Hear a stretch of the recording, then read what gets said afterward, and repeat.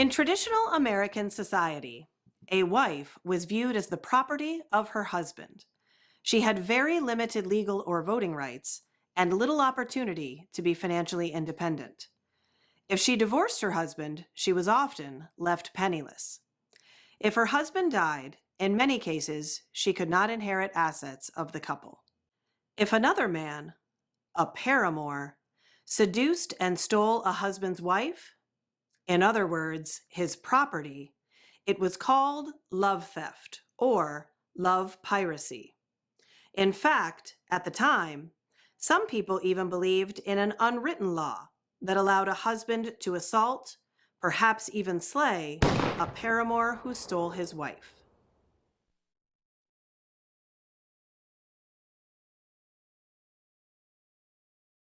By 1900, few Americans accepted the unwritten law, but most states enacted laws allowing a husband to sue a paramour of his wife.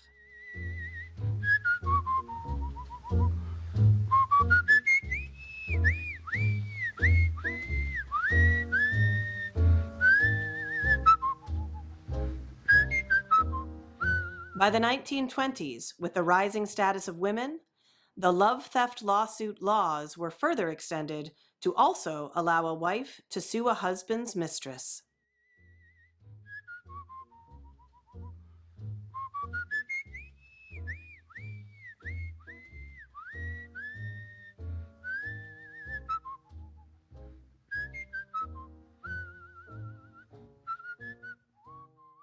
At the time, in most cases, wives sued because divorce settlements often favored the husband and left them poor. By the 1930s, love theft lawsuits, also called alienation of affection, became ever more common. In fact, such lawsuits reached a peak in American society during the 30s.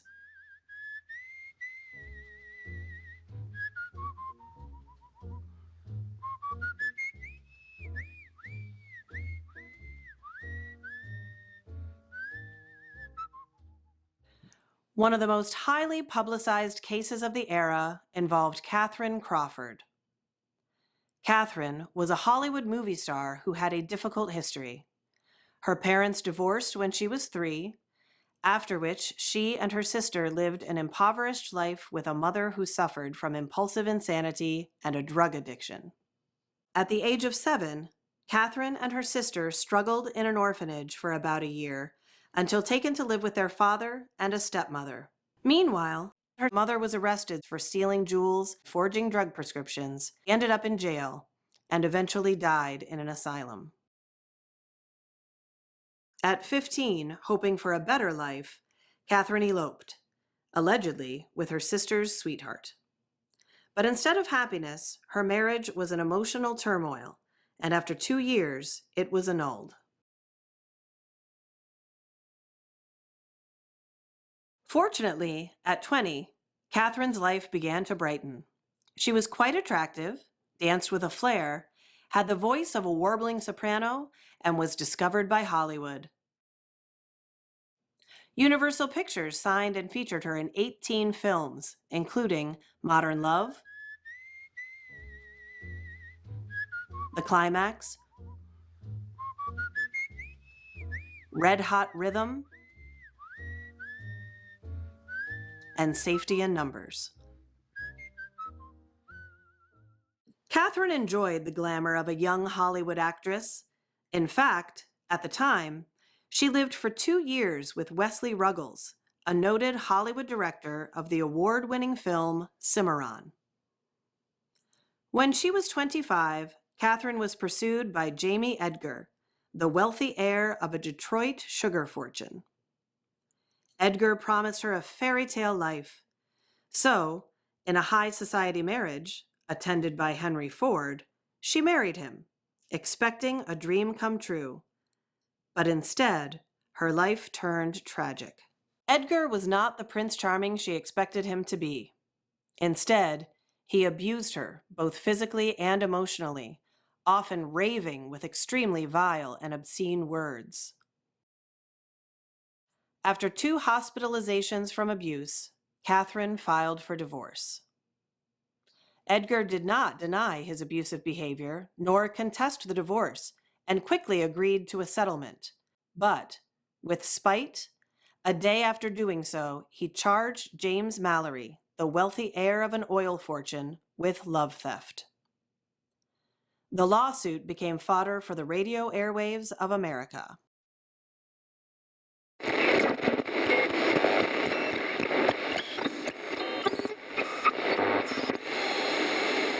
Hello, all you wonderful folks out there in Radioland. Love, theft, love, theft. The love theft trial in Miami is stirring up the country. Women jam the courtroom, favoring actress Kathryn Crawford, while 6 white shirt sleeve businessmen, all married, listened in the jury box. The judge in the case is male. All the attorneys are male. And the testimony is expected to be given by males, except for Kathryn Crawford. Today, Crawford's former husband, James Edgar, gave sensational evidence to convince jurors he was an innocent victim of love theft. His proof? First, a love note telegram his ex-wife sent to a playboy named Mallory. This is what she wrote. "Nothing's worthwhile without you, my dear. I love you with every fiber of my soul. Such is my love for you, Kathryn." Then Edgar's attorney presented a cigarette lighter with the initials KCM as evidence. Edgar found the lighter in Kathryn's purse. He claimed it was given to her by Mallory, and clear proof of Mallory's plan to steal and marry his wife.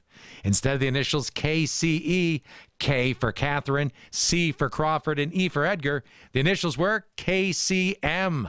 K for Kathryn, C for Crawford, and M for Mallory. Edgar's attorney also claimed he was absolutely certain that Mallory promised Edgar's wife an easy life with the $1,250,000 oil fortune he recently inherited. And then came the most explosive proof of love theft. Edgar claimed Mallory, a 22-year-old inheritance-rich playboy, also known as Nighthawk, sought women for nightly pleasure and ingratiated himself with Edgar's wife. And even worse, Edgar and hotel workers told the jury they quietly peeped through the first-floor hotel window with its shades up and witnessed with their own eyes Mrs. Edgar lovingly laying with Mallory, completely nude. The two of them fondly embraced as one in what might only be imagined. Hearing such details, the all-male jury looked stone-faced. After leaving the courthouse, Crawford's supporters appeared shaken and bewildered, anxious to hear from her side. Hello, all you curious folks out there in Radioland. The love theft trial in Miami became even more bizarre with today's testimony. The lovely brunette actress Kathryn Crawford, former wife of James Edgar, took the stand and brought more twists of elusive truth. She empathetically denied she had a romantic affair and planned to marry Mallory. She said she lived with Edgar but lost love for him, and that's why she divorced him. With a desperately sad emotion and tears, she revealed how difficult it was to love a caveman. She testified that Edgar had a habit of going 2 or 3 weeks at a time without a bath, not even changing his underwear. She told too of the repeated physical and emotional abuse she experienced as his wife, resulting in her hospitalization in March of 1936. She claimed Edgar came to the hospital and blamed her desire for a divorce on Mallory. She told of how her jealously stricken husband badgered her to admit a romantic involvement with Mallory, and at his behest to get him out of her room, she foolishly agreed to compose the love note sent to Mallory. She explained at the time that she was under duress and did so only because she feared Edgar's anger and recriminations if she refused to do so. She said the telegram was so bizarre she knew for certain Mallory, who barely knew her, would view it as a total joke and simply laugh about it. Then she addressed Edgar's claim about the lighter found in her purse with the initials KCM. First of all, she pointed to questions about her privacy rights as a wife. Is it a husband's right to rummage through a wife's purse and look at her belongings without her approval? Then she explained that the initials KCM on the lighter were actually an engraving mistake. The M referred to Moran, not Mallory. She asked an engraver to put KMC, the initials for Kathryn Moran Crawford, KMC on the lighter, but he mistakenly put KCM.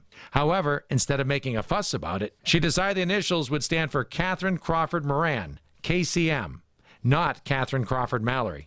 She told the jury she was proud of her maiden name, then posed the question to the jury.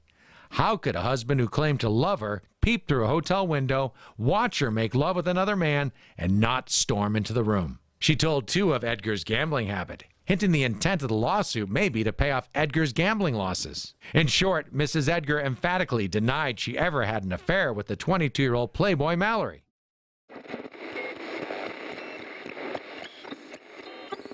Hello, all you wonderful folks out there in Radioland. The Edgar Mallory love trial was delayed today amid claims of an attempted blackmail. Arthur Glickstein, the attorney representing Miss Crawford, revealed last night that Kathryn Crawford received a suspicious phone call just before 10 p.m. The mail caller asked, "Miss Crawford, how much is it worth to you to keep intimate details of your family out of the newspapers?" Miss Crawford replied, "I have absolutely nothing to hide." To which the blackmailer retorted, "Oh, you would remember if I called them to your attention." Later, the Miami Tribune received a strange call from a male who made defamatory claims about Miss Crawford, but without any proof. Mr. Glickstein also reported an unidentified male had been shadowing Miss Crawford for the past 3 days. Police are investigating the apparent intimidation. Listen again tomorrow for our continuing update of this dramatic trial. Two wealthy heirs squabbling about a woman, while millions of forgotten Americans face starvation amidst our country's Great Depression.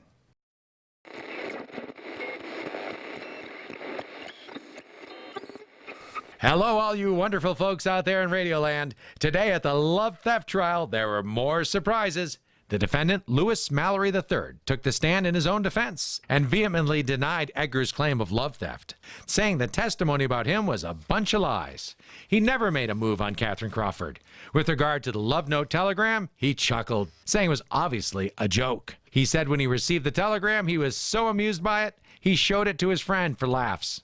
Mallory also told jurors that after the lawsuit was filed, Edgar asked him for a meeting, and when they met, Edgar claimed he was only after satisfaction, not money. Mallory claimed that after Edgar's insistence, the two men aimlessly rode around New York City in a taxi for 2 hours while Edgar ranted, trying to get him to admit involvement with Kathryn. Edgar told Mallory he would drop the lawsuit if he gave him cash and added that he, Edgar, would put the money in a trust fund for Kathryn, adding a promise that upon her death, the residue would go to a church. Mallory testified that he scoffed at Edgar's proposal, telling Edgar, even if it were true, he did not have $300,000 to pay him.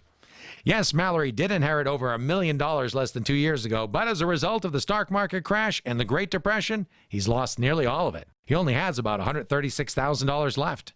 With regard to the testimony of the peepers, Mallory claimed that on the night of the alleged peeping, he wasn't even near the hotel. And secondly, he believed Edgar probably paid the peepers to testify. Mallory's attorney noted that one of the peepers, William Holstrom, was a German and suggested that he may be a Hitler supporter. He said that Holstrom quit his job at the hotel after flashing a wad of cash and saying, "What's the use of working when you can make $200 easy money?" And finally, Mallory's attorney pointed out that Edgar was in litigation with an Estonian who sailed a yacht for him from Europe but was never paid by Edgar. Edgar did not refute Mallory's testimony, though his attorney asked the jury, "If you were caught sleeping with a married woman of an otherwise good reputation, would you tell the truth? Would you admit to love theft?" In closing the arguments, Edgar's attorney charged that Mallory was a despoiler who wrecked a happy home because he cared for nothing except the gratification of his own lust. John Murrell, Mallory's defense attorney, derided Edgar's claim, saying, "It's shakedown. James Edgar has the backbone of cotton string, and it's yellow. It's now for the jury to decide."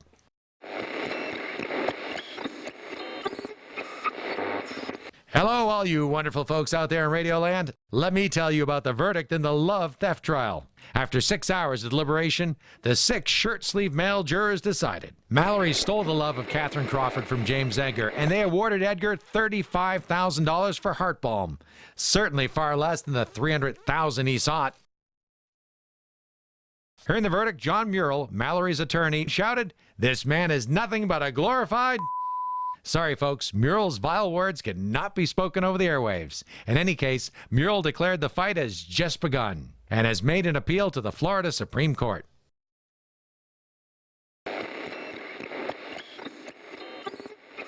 Hello, all you wonderful folks out there in Radioland. 6 married male jurors believed that James Mallory committed love theft, but 6 male judges of the Florida Supreme Court think otherwise. They questioned the testimony and concluded that Kathryn Crawford was such a refined woman she couldn't possibly become so bold, only 6 days after meeting Mallory. So they ordered a retrial of the love theft case.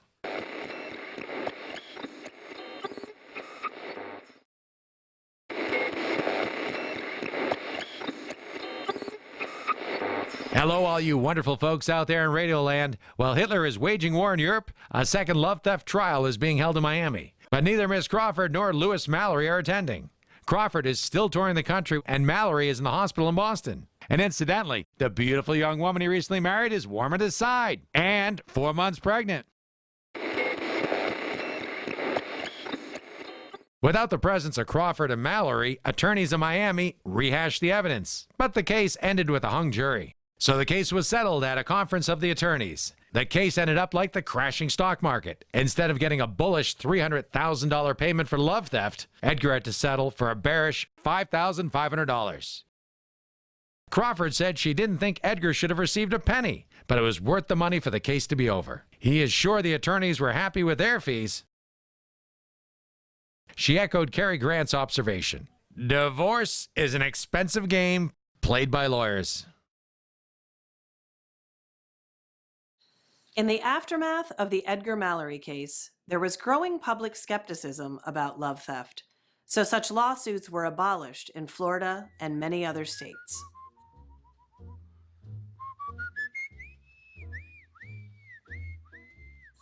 Nonetheless, in states where they were still permitted, they sparked publicity.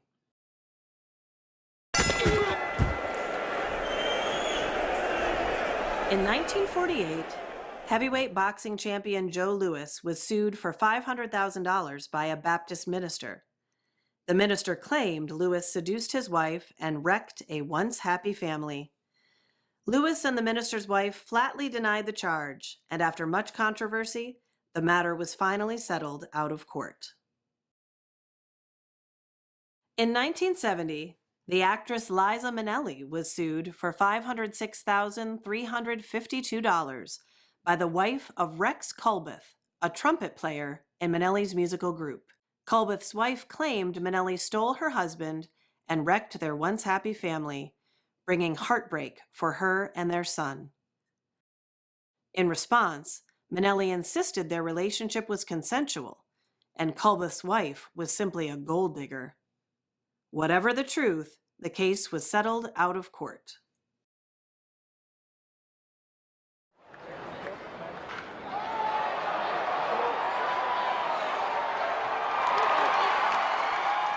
In 1974, Baseball Hall of Fame pitcher Bob Feller was sued for $1.5 million by a distraught husband. At the trial, his wife testified her infidelity was the unfortunate result of no longer feeling love for her husband. A jury of 4 men and 4 women deliberated only 90 minutes before acquitting Feller.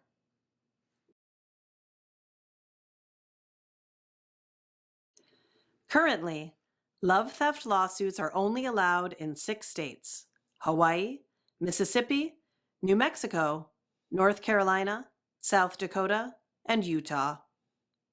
In 2023, the North Carolina Speaker of the House was charged with love theft, but like most recent cases, the matter was resolved out of court.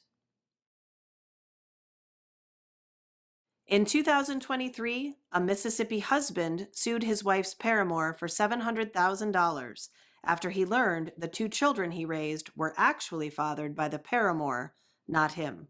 Initially, the husband was awarded $700,000 compensation, but upon appeal, the Mississippi Supreme Court reversed the ruling on technicalities.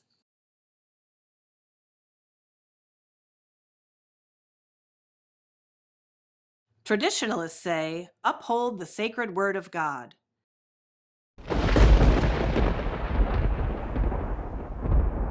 Thou shalt not commit adultery. Thou shalt not covet thy neighbor's wife. They believe love theft lawsuits discourage infidelity, affirm the sanctity of a marital contract, and deter divorces. They contend that love theft lawsuits underscore the importance of fidelity, marriage, and family life.